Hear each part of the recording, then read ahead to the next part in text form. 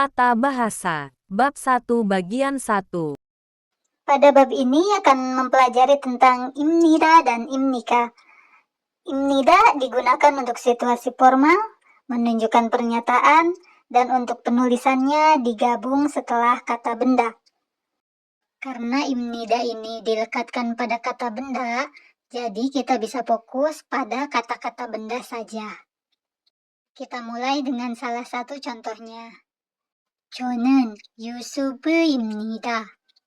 Yang bisa diartikan sebagai saya adalah Yusuf.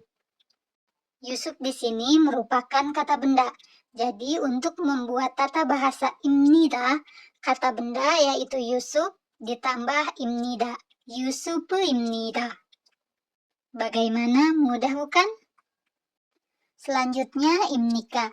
Imnika merupakan kalimat pertanyaan dari imnida. Jadi sama seperti imnida dilekatkan pada kata benda hanya berbentuk menjadi kalimat pertanyaan. Contohnya 어느 나라 사람입니까? Kata benda di sini berarti saram. Saram itu artinya orang. Jadi 어느 나라 사람입니까? Anda orang mana? Atau lebih tepatnya Anda berasal dari mana? Karena ini pakai imnika yang berarti bahasanya formal dan sopan. Supaya semakin paham, coba kita latihan berikut ini. Di sini sudah dibuatkan contohnya.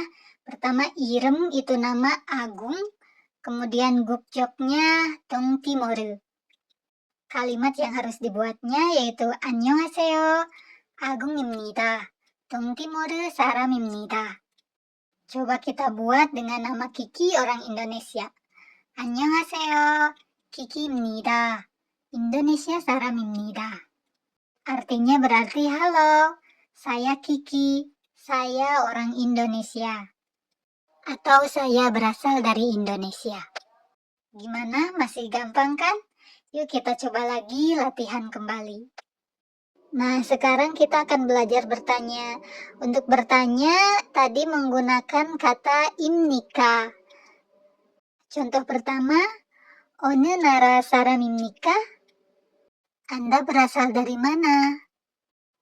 Filipin 사람입니다. Saya berasal dari Filipina.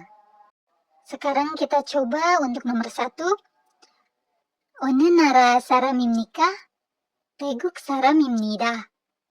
Untuk nomor 2, 3, dan 4 silakan dicoba. Tata bahasa, bab 1 bagian 2. Di sini kita akan belajar tentang en atau nen. En atau nen ini fungsinya untuk menunjukkan subjek atau topik kalimat. Untuk penulisannya itu digabungkan dengan kata benda. Untuk membedakan mana yang menggunakan en ataupun nen, kita lihat pada contoh berikut ini. Contoh yang menggunakan en. Tuan은 목수입니다. Tuan itu nama orang, itu kata benda. Menggunakan en karena dari kata tuan akhirannya itu konsonan. Dari kata tuan은 목수입니다 bisa diartikan tuan adalah seorang tukang kayu. Contoh berikutnya untuk yang menggunakan nen. Jahara 씨는 파키스탄 사람입니다. Jahara itu nama dan untuk si itu seperti panggilan sopan, pak atau bu, tuan atau nyonya. Karena si itu ujung katanya vokal, jadi kita memakai nen. Tata bahasa nen dan imnida itu sama-sama dilekatkan dengan kata benda. Nah, untuk perbedaannya dari contoh yang tadi kita bisa lihat, untuk en atau nen itu melekat pada subjek atau topik kalimat. Sedangkan untuk imnida itu pada predikat atau akhiran kalimat. Selanjutnya mari kita ke latihan membedakan en atau nen. Contoh nomor 1, Riri. Ini menggunakan en atau nen. Riri ujung katanya vokal. I berarti menggunakan nen.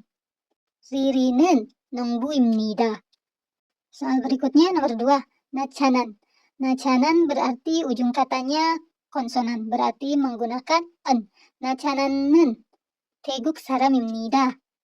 Untuk nomor 3, 4, 5, 6, silahkan dicoba sendiri. Selanjutnya kita akan ke latihan berikutnya. Di sini kita akan belajar berbicara supaya kita mudah dengan pelafalannya. Untuk contohnya, di sini ada irem atau nama. Kalau Dan untuk jikob atau pekerjaannya geloja. Kalimat yang harus kita ucapkan yaitu Carlo는 geloja입니다. Yang artinya Carlo seorang pekerja. Atau Carlo adalah pekerja. Untuk nomor 1 berarti kita akan mengatakan 이반은 목수입니다. Kemudian untuk nomor 2, 수루는 간호사입니다. Artinya, Suru adalah seorang perawat. Silahkan dicoba untuk nomor 3 dan 4.